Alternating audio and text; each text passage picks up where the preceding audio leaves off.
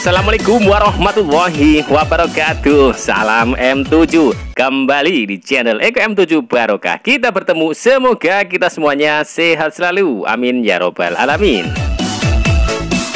Sobat M7 semuanya, kali ini saya akan mengajar di kelas. Saya akan menjelaskan kepada murid-murid saya seberapa efektifkah jendela kecil, yaitu jendela boven yang berada di atasnya pintu atau berada di atasnya jendela. Anak-anakku semuanya, pastilah kalian pernah melihat sebuah rumah yang di atas pintunya atau di atas jendelanya ada jendela kecilnya seperti ini, yang kalau disentuh itu nggak nyampe. Yang letaknya secara kasat mata berada di atas tangan, jauh dari jangkauan. Kalau membukanya ini juga bingung, apakah pakai mantra khusus atau pakai apa bisa bukanya ini. Harusnya secara logika ini kan bisa dibuka dengan mudah. Gimana bukanya? Mungkin keluar seperti ini. Karena sulit, ya olahraga dulu saja, naik turun biar sehat. Anak-anak semuanya yang semoga menjadi murid yang soleh dan solehah, jendela boven atau jendela kecil di atasnya pintu ini kalau dibuat memang kelihatannya rumahnya jadi megah, pintunya jadi tinggi dan sebagainya.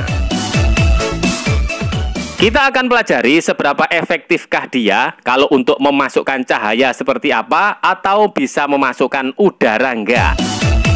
Sekarang kita urai bagaimana cara membukanya dulu secara behavioral keseharian. Sempatkah kita berbuat seperti ini atau hanya buang-buang waktu saja? Untuk membuka jendela kecil ini saja kita harus ngangkat kursi baru bisa membukanya. Setelah berhasil membukanya, kita kembali direpotkan untuk mengembalikan kursi, junjung maneh abot. Itu misalnya di pagi hari membukanya. Sekarang di sore hari kita akan menutupnya, ngangkat kursi lagi, naik turun, naik turun, naik turun.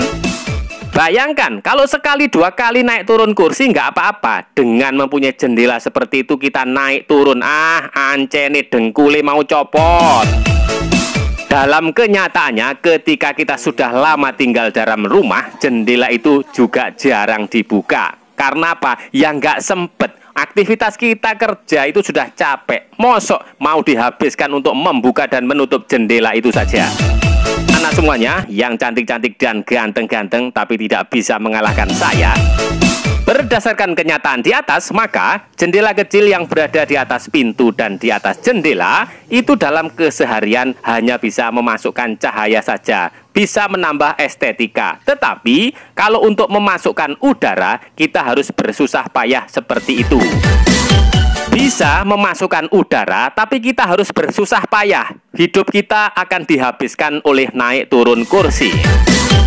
Padahal persoalan hidup rumah tangga tidak hanya sekedar naik turun kursi saja, tapi naik turun kalau di malam yang lain. Datang pulang kerja sudah capek, masih belum mikirkan gimana bayar utang.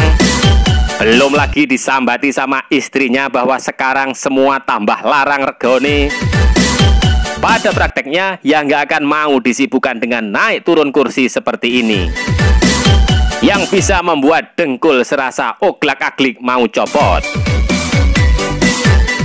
Karena posisinya juga berada di atas ketinggian dan jarang dibersihkan, sulit dijangkau, ya akhirnya jadi tumpuan sampah seperti ini.